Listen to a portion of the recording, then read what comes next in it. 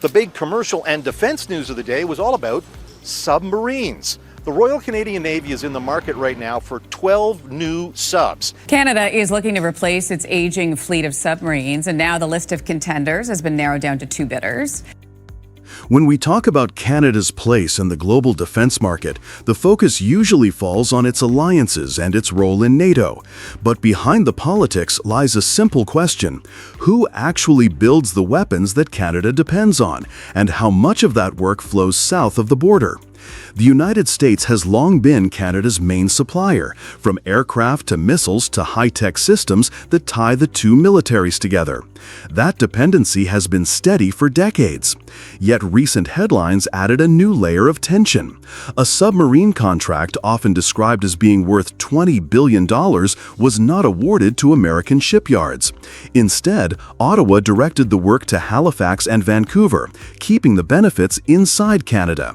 It was not just another industrial choice. It signaled that defense procurement in North America may no longer follow the old choreography, where Canada bought and the United States built. The United States remains by far Canada's largest defense supplier. Data from the Stockholm International Peace Research Institute in 2024 showed the U.S. held 43% of global arms exports, and Canada was one of its steady customers. From fighter aircraft to precision missiles and logistics systems, Canada has repeatedly chosen American equipment because it integrates smoothly into NATO and NORAD operations. Shared training and maintenance make it practical to buy American rather than split orders among many suppliers. Canada is not one of the world's top arms importers, but most of what it does buy abroad still comes from the United States. This is why the news around submarine procurement caught attention.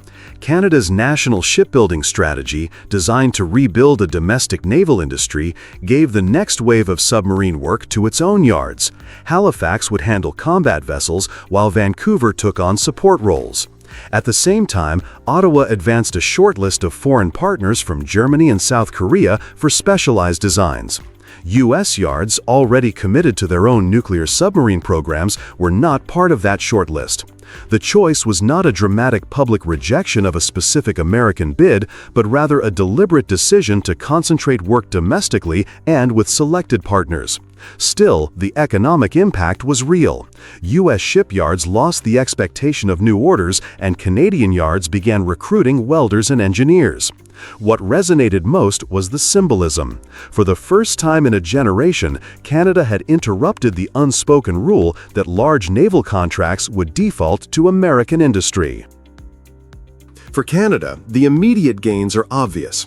Shipbuilding jobs stay in Halifax and Vancouver, supply chains learn new skills, and the country builds a measure of autonomy in an era when tariffs and trade disputes are common. The risks are equally real. Building complex submarines domestically could mean higher costs and longer schedules compared to sourcing from established U.S. yards. For the United States, the loss of work ripples through local economies that depend on defense contracts. Yet Washington still holds a central role in Canada's defense supply. The majority of aircraft, land systems, and munitions still come from American production lines. The submarine decision did not sever the alliance, but it reminded both sides that procurement loyalty can no longer be assumed. The broader lesson is about balance. Canada must weigh the benefits of protecting domestic industry against the costs of losing some economies of scale. The United States must recognize that tariff policies and political pressure can push partners toward independence rather than cooperation. Going forward, the milestones of Canada's submarine program and the health of its shipyards will show whether this choice strengthens the alliance or adds friction. Either way, the old assumption that Canada would always buy American has been replaced with a new reality. Each deal will now have to earn its place. Our steel plants, which are really, really important. I've been saying they're the crown jewels of our manufacturing sector. And we can't think that Canada can have a strong national security if we don't have steel made in Canada. So of course, we need to help them pivot, retool. For decades, Canadian steel has been a vital piece of the U.S. auto supply chain. American car makers have relied on Canadian mills for the grades needed to build millions of vehicles. Trump's sectoral tariffs, framed as a push to revive U.S. production, are instead pushing automakers toward thinner margins, layoffs, and rising costs. Canada is pursuing a careful strategy.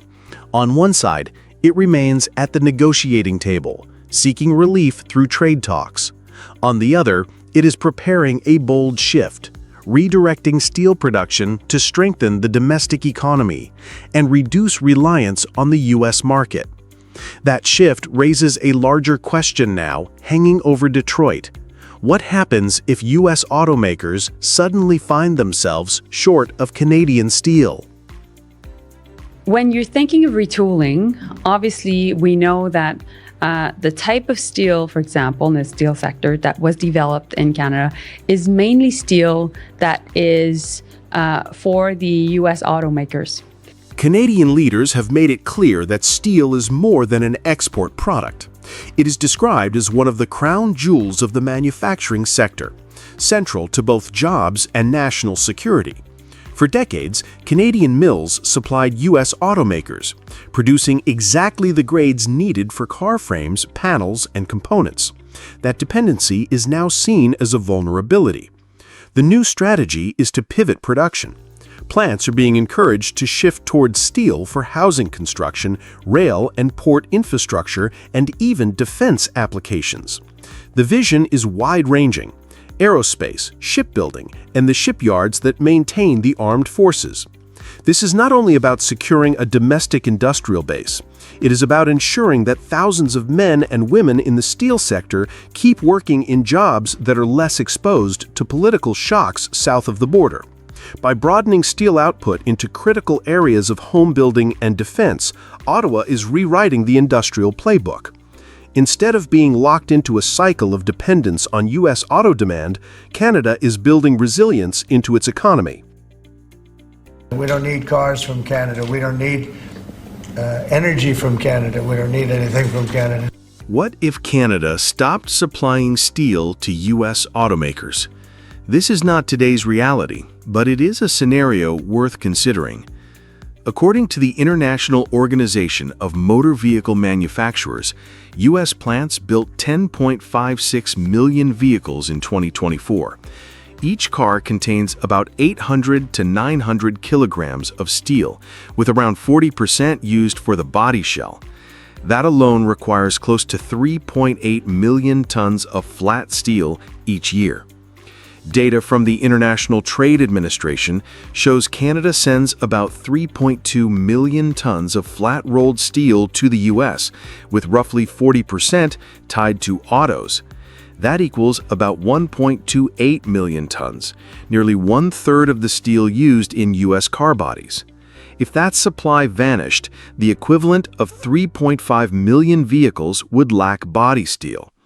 Even if U.S. and Mexican producers covered half the gap, production of 1.7 to 2 million vehicles could still face delays.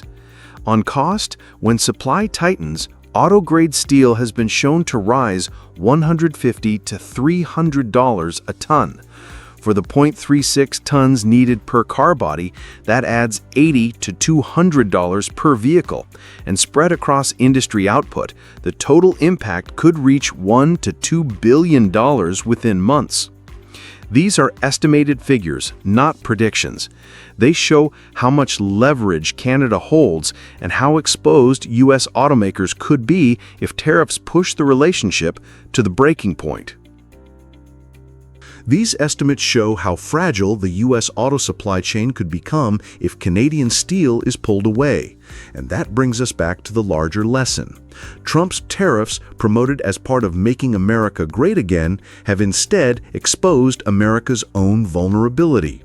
What was meant to strengthen U.S. industry has given Canada a reason to build a stronger, more self-reliant future, and left America's auto sector staring at its own Achilles heel. Prime Minister Mark Carney is taking fresh steps to reposition Canada's trade relationships. When Donald Trump raised tariffs on Canada and the European Union, he presented it as tough leverage. But instead of strengthening U.S. influence, the move has pushed allies to rethink their choices. Prime Minister Carney says his government is signing a partnership with Germany to develop critical minerals in Canada. And the other development is about a big military spending program. Canada, America's closest neighbor, is now directing one of its biggest defense investments to Europe and Asia. It shows how a policy designed to project power has ended up weakening U.S. influence. Canada is looking to replace its aging fleet of subs, and this is a project potentially worth tens of billions of dollars. At the center of this shift is Canada's Submarine program. Ottawa plans to replace its 4 aging British-built submarines with up to 12 new vessels, a project valued at tens of billions of Canadian dollars. CBC News reports that each submarine could cost around $2 billion US dollars, making this one of Canada's largest defense procurements ever. 2 finalists remain: ThyssenKrupp Marine Systems of Germany and Hanwha Ocean of South Korea. The German option is more expensive, while the South Koreans promise earlier delivery, possibly before 2030. What matters most is who is not on the list: American contractors. In previous decades, Washington might have been the natural partner. Today, Canada is looking elsewhere. Billions that might have gone into U.S. shipyards will now flow into Hamburg or Busan. This pivot is not happening in a vacuum. Trump has raised tariffs on Canadian metals, copper and softwood lumber, to rates as high as 35 to 50%. Ottawa is signaling that if Washington treats Canada like an adversary in trade, it cannot expect to be rewarded in defense contracts. The submarine deal is part of a bigger pattern. During his August trip, Prime Minister Mark Carney stopped in Poland, Germany, and Latvia, with trade, energy, and defense at the core of every conversation. In Berlin, he signed a partnership on critical minerals, recognizing that Canada's 200 mining projects can supply Europe's industrial and defense sectors. In Warsaw, he reaffirmed NATO cooperation with Poland, a country that already spends over 4% of GDP on defense. Energy also plays into this strategy. Carney has supported the idea of exporting Canadian LNG to Europe through Churchill Port in Manitoba. For Europeans, it reduces dependence on Russian gas. For Canada, it creates new markets outside the United States. The message is clear. When Washington imposes tariffs, Ottawa builds alternatives. Europe is making similar calculations. The EU recently secured a tariff ceiling of 15% from the US, but the process highlighted the cost of dealing with Trump's unpredictability. Canada is not waiting for the next shock.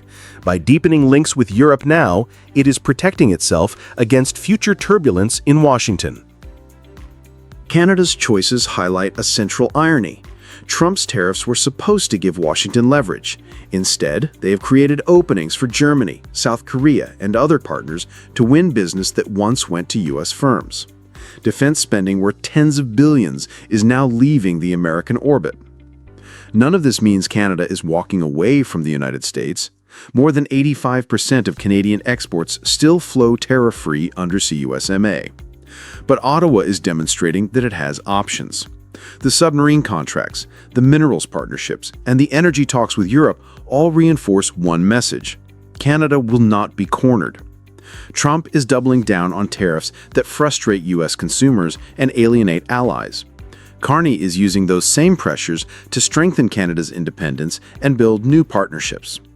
If tariffs were meant to keep friends close, they have instead driven them to look elsewhere. And in that realignment, Canada is not losing ground. It is emerging stronger with choices that no U.S. tariff can take away.